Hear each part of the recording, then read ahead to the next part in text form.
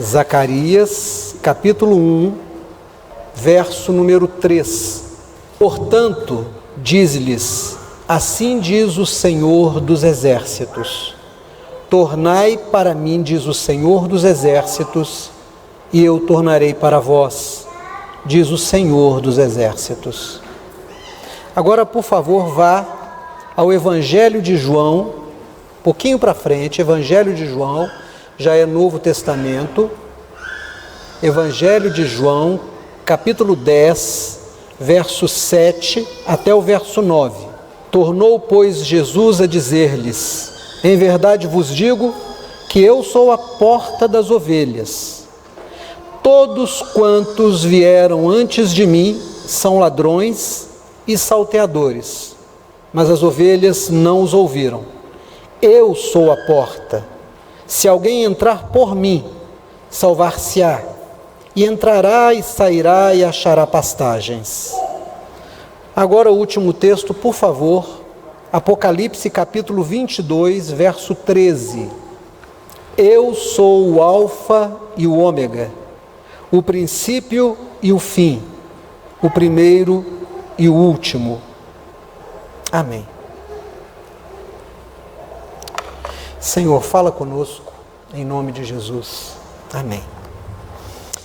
Irmãos, existem 4 nobres verdades que são ensinadas na Índia. São conhecidas, na verdade, como as 4 nobres verdades. Eu gosto muito delas. A primeira diz, a pessoa que vem é a pessoa certa.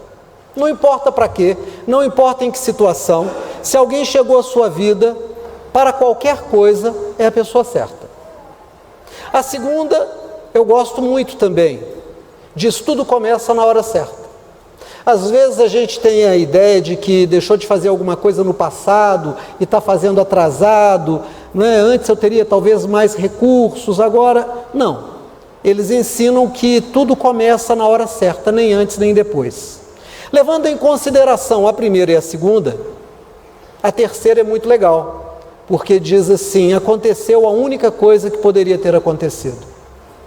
Ah, mas e se? Não existe se no universo guardado, construído, governado por um Deus perfeito. Então o que aconteceu foi a única coisa que poderia ter acontecido. Mas a quarta tem tudo a ver com os textos que eu escolhi para que a gente possa meditar neles. A quarta nobre verdade diz, o que acaba, acaba. Ou, o que terminou, terminou. A sabedoria do homem do campo, do agricultor, do pecuarista, daquele roceiro, daquele homem que aprende com os ciclos da natureza e que vem para a gente como sabedoria popular, diz, não adianta chorar leite derramado. O que acabou, acabou. Os mais acostumados com os livros, com a leitura, com a escrita, transformaram isso num outro ditado que diz, quando você termina de ler um livro, fecha a capa. Não adianta ficar olhando para a capa. Não tem mais nada ali, fecha a capa. Passa para outro livro. Nós lemos 3 textos aqui. O primeiro texto é um texto profético de Zacarias. Capítulo 1, verso 3, onde o Senhor Deus diz assim, voltem para mim e eu voltarei para vocês. Voltem para mim. Caramba, parece uma coisa tão pequena, mas tem um poder tão grande. E é uma proposta tão maravilhosa. Voltem para mim e eu voltarei para vocês. O segundo texto que nós lemos é o próprio Jesus, Senhor da glória, Deus encarnado. O Filho de Deus que é o Filho do homem, é perfeitamente homem, porque vive toda a experiência humana, sofre, toma o nosso lugar, se torna sumo sacerdote de uma confissão de fé, e todo aquele que o confessa é salvo na fé, perfeitamente homem, perfeitamente sacerdote, segundo a ordem de Melquisedeque, aquele que no Velho Testamento não tem lugar de onde veio e não tinha um lugar para onde ir, apenas aparece a quem Abraão, o patriarca, paga os dízimos. Esse sumo sacerdote é invocado para legitimar o sacerdócio de Jesus, que é eterno, não tem começo e não tem fim, mas perfeitamente homem nos representa perfeitamente Deus, aceita-nos diante dele. E ele disse: eu sou a porta, entrem por mim. Quem entrar por mim vai achar pastagem, vai achar descanso. A porta vai continuar aberta, vai poder sair se quiser, e vai poder voltar se quiser, porque a porta vai permanecer aberta. E o terceiro texto que nós lemos é Apocalipse. Eu e Mateus conversávamos essa semana tomando café, e a gente conversava sobre o livro de Apocalipse, como algumas pessoas gostam de Apocalipse, como algumas pessoas são fascinadas pelo mistério que Apocalipse tem, e aparece um dragão que tem 10 chifres, e um chifre conversa com o outro, e um chifre cai, o outro levanta, e tem 7 taças, e tem a ira de Deus, e tem um lago com fogo. São figuras que a gente não entende. Existem 7 cartas, 7 anjos, 7 pragas, 4 cavaleiros. A gente fica perdido em tantas analogias, mas exerce um fascínio. Tem gente que é encantada com Apocalipse, quer saber mais de Apocalipse, quer aprender mais de Apocalipse. E aí a gente foi para um versículo, capítulo 22, verso 13. Eu sou o alfa, a primeira letra do alfabeto grego, língua em que é escrito o Novo Testamento. Eu sou o ômega, a última letra do alfabeto grego.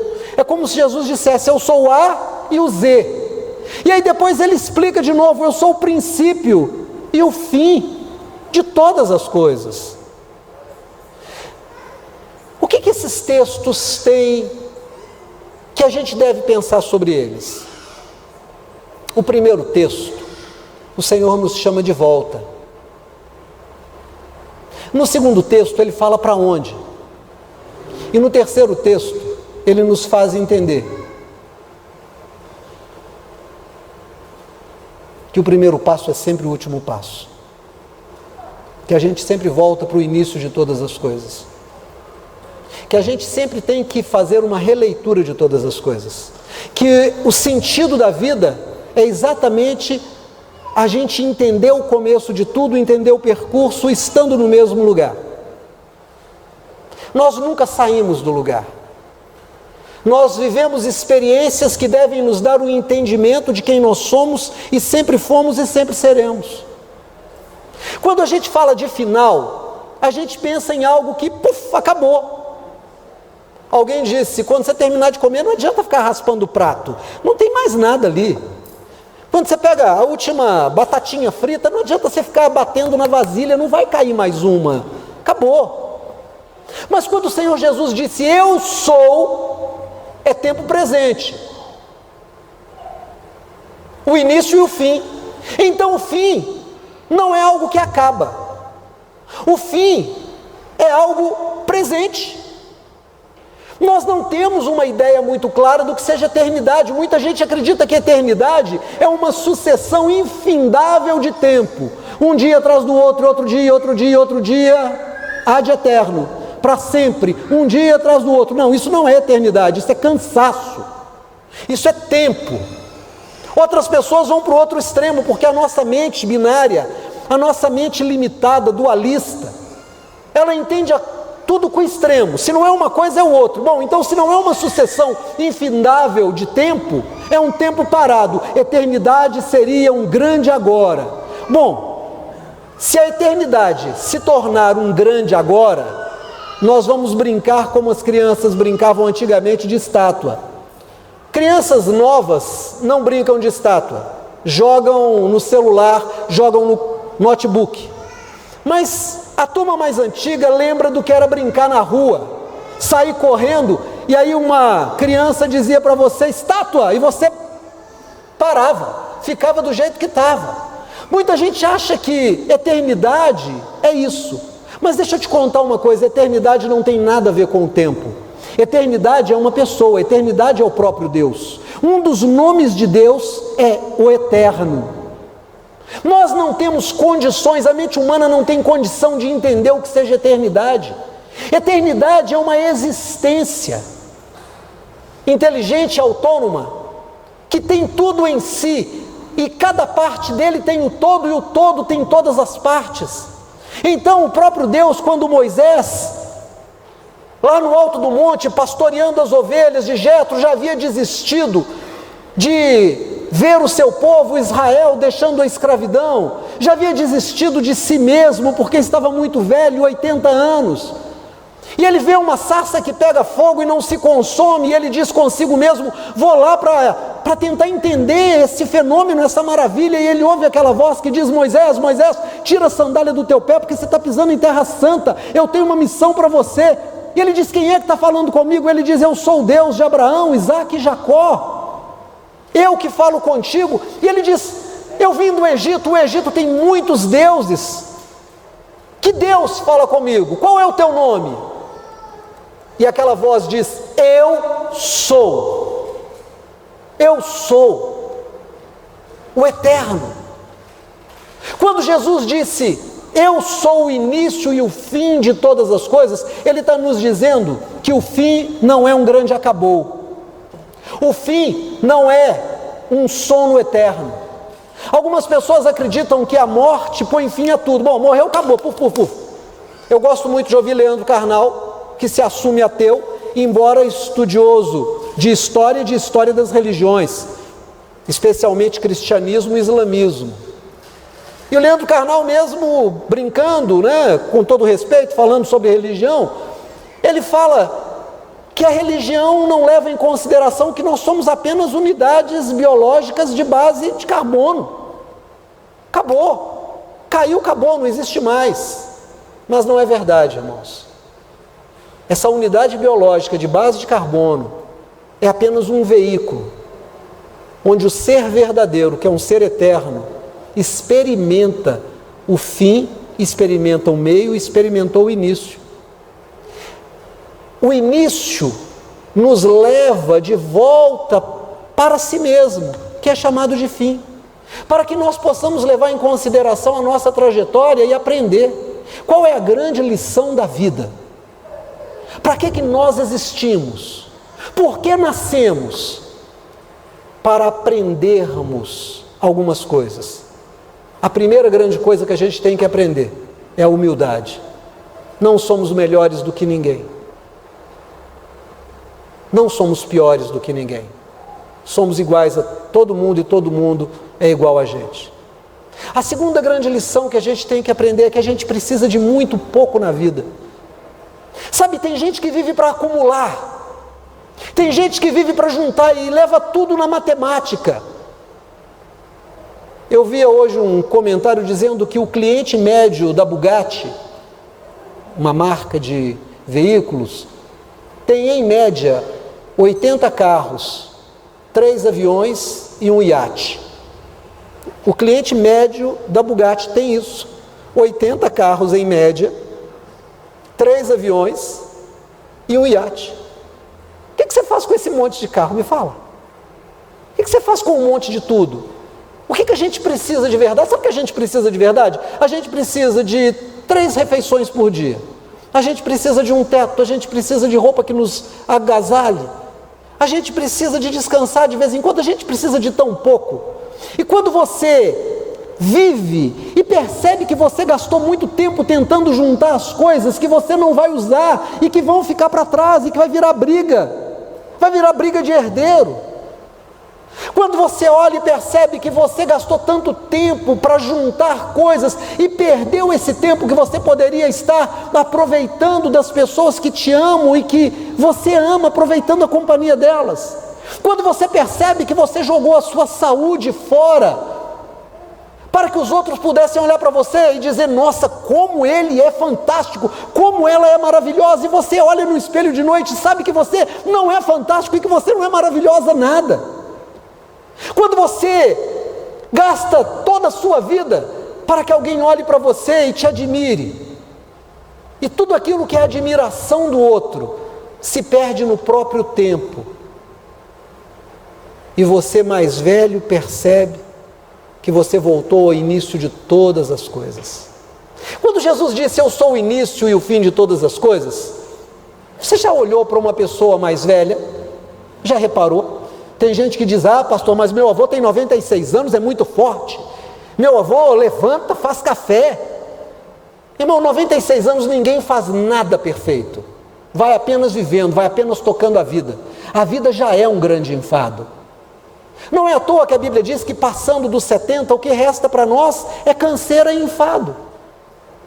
O corpo já não responde mais, a memória falha, a pessoa tem que usar fralda, a digestão não é mais a mesma, a coluna não aguenta o peso, os dentes caem, os olhos param de ver direito e a pessoa não consegue ouvir. Você fala uma coisa, ela entende outra e faz birra como se fosse criança. E sabe o que é mais pavoroso nisso? É que é o caminho de todo mundo. Jesus disse: eu sou o início e o fim de todas as coisas. Por que que Ele nos convoca a considerar o fim de todas as coisas? Para que nós possamos ser humildes na nossa caminhada. Sabe qual é a maior prova da falta de humildade? É quando você acha que qualquer coisa que você é, o que você tem, é melhor do que a do outro. Ou quando você acha que qualquer coisa que o outro tem ou que o outro é pior do que o que você tem. A minha religião é melhor do que a outra. Falta de humildade. Eu conheço a Deus mais do que todo mundo. Falta de humildade. Eu falo, Deus me responde. Deixa eu te contar uma coisa, Deus responde todo mundo. Mesmo a pessoa que não conhece a Deus, Deus responde. Ah, mas Deus vai ser bom para mim. Deus é bom para todos, porque Ele é Pai de todos. A humildade me faz entender isso. Então, quando Jesus disse: eu sou o início e o fim de todas as coisas, Ele está te convocando e convocando a mim para que a gente se ache no lugar que é nosso, diante dEle, como sempre estivemos, e nunca deixaremos de estar, mas precisamos nos despertar e precisamos melhorar como seres humanos. No primeiro texto ele diz: voltem para mim e eu voltarei para vocês. Sabe por quê? Porque às vezes na nossa loucura a gente vai muito longe e perde o rumo da volta. Às vezes a gente vai na nossa arrogância. Arrogância porque ficou rico, arrogância porque ficou culto, arrogância porque é bonito, arrogância porque é forte, arrogância porque tem a arma na mão, arrogância porque tem a fama, arrogância porque os outros batem palma para a gente. E a gente se perde. E quando a gente se perde, em algum momento a gente vai sentar e vai chorar. Pode ser que no começo da caminhada da perdição, e quando eu estou falando de perdição, eu não estou falando do ponto de vista moral, eu estou falando do ponto de vista da sanidade mesmo, de quando você começa a fazer coisas que vão contra toda a lógica, contra a dignidade humana, contra a santidade de Deus, contra a consideração pelo próximo. Quando a gente começa a ficar muito dono da gente mesmo e achar que o mundo gira em torno da gente. Às vezes a gente vai tão longe que a gente não consegue achar o caminho de volta. Ou a gente acha que não vai ter alguém para nos esperar. Deixa eu te contar uma coisa, ninguém se perde tão longe que não possa voltar para Deus. Por isso eu fiquei sempre muito preocupado desde que eu ouvi aquela frase horrorosa: bandido bom é bandido morto. Como é que alguém pode dizer, conhecendo a Deus, dizer uma frase dessa? Ninguém vai tão longe que não possa voltar para Deus. Não há um único bandido que vá tão longe que não possa voltar para Deus. Não há ninguém que caia tão profundamente na moral que não possa se levantar e voltar para Deus. Não há alguém que se perca tanto em amargura que não possa fazer o caminho de volta. Sabe por quê? Porque Deus amou o mundo de tal maneira que deu o seu Filho Jesus para que todo aquele que nele crê não pereça, mas tenha o caminho da volta para a vida eterna. E a vida eterna é a porta é Jesus. Mas é uma porta aberta. É uma porta aberta que, se você entrar e não gostar, ele diz: a porta está aberta, você pode sair. Eu fico muito preocupado com a religião que começa colocando na gente um cabresto, dizendo: olha, você tem que se desenvolver. Se você não se desenvolver, vão pesar a mão sobre você, você vai ver o que vai acontecer com você. Você já começa com medo. Ou então, quem não vem pelo amor, vem pela dor, viu?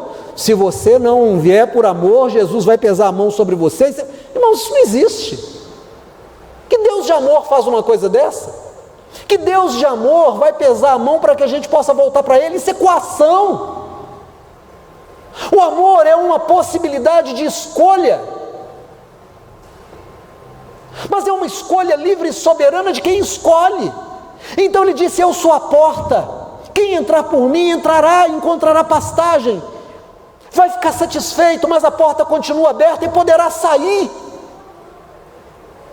Sabe por quê? Porque de repente a gente vem, mas não vem preparado para fazer a entrega de tudo. Quem vem a Jesus tem que entregar tudo. Eu gosto de um hino antigo que diz: tudo, ó Cristo, a Ti entrego. E a gente vê que não é verdade. A maior parte das pessoas não tem essa experiência. Por isso Jesus disse: você vem, não conseguiu entregar tudo, você não vai dar conta de ficar na presença de Deus, porque o seu ego vai te puxar para fora. Em algum momento você vai cair, em algum momento você vai brigar, em algum momento você vai descer da cruz, em algum momento você vai fazer alguma coisa que vai se decepcionar e decepcionar o outro, e você vai baixar a cabeça e dizer: eu não consigo ficar diante da santidade de Deus. Mas Ele diz: ainda que você saia, ainda que você caia da minha presença, a porta vai continuar aberta, poderá voltar. Em Deus nós sempre temos a possibilidade da volta. Amém, glória a Deus. Deus é amor e nada existe fora do amor de Deus. Não existe ninguém que está tão longe que o amor de Deus não o alcance. Então nessa noite eu quero te convidar, em nome do Senhor Jesus, a fazer uma reflexão. Onde você está? Você tem se sentido bem? Você tem se sentido na presença de Deus? Você sente que a presença de Deus é aquela caverna na qual você entrou e se abrigou? Você sente que Deus na sua vida é aquele escudo que te livra de todo mal? Você sente que Deus é um Pai presente? Você sente que Deus tem sido seu pastor e Ele tem te guiado a águas tranquilas, a pastagens verdejantes e a sombras de descanso? Ou você se encontra num momento da sua vida em que você está perdido, em que você tem medo do futuro, em que você tem medo da miséria, em que você está com medo da doença, em que você está com medo da ameaça do homem mau, ou que você está vivendo uma crise existencial, que você levanta de manhã e diz: eu queria morrer, ou que você acorda à noite desejando realmente que o seu coração pare.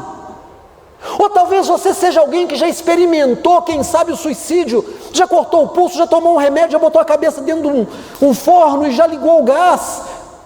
Talvez alguém tenha chegado e tirado você dali, ou talvez você tenha santamente se acovardado e abortou a tentativa.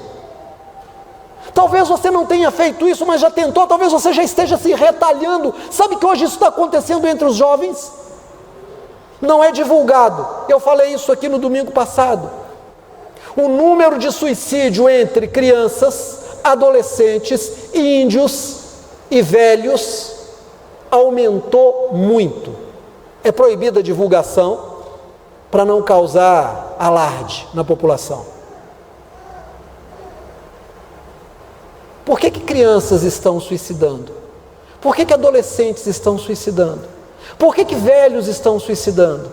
Por que índios estão suicidando? Porque não acham o caminho de volta. De volta para quem? Para o Senhor Jesus. Porque quando você vem para Jesus, Ele diz: venha e eu vou cuidar de você. Me entrega o seu fardo, eu vou carregar para você. Aprenda de mim, eu vou te ensinar. Não precisa temer o amanhã, eu estou contigo todos os dias da tua vida, eu vou caminhar com você. A única coisa que você precisa fazer é entregar o teu fardo a Ele.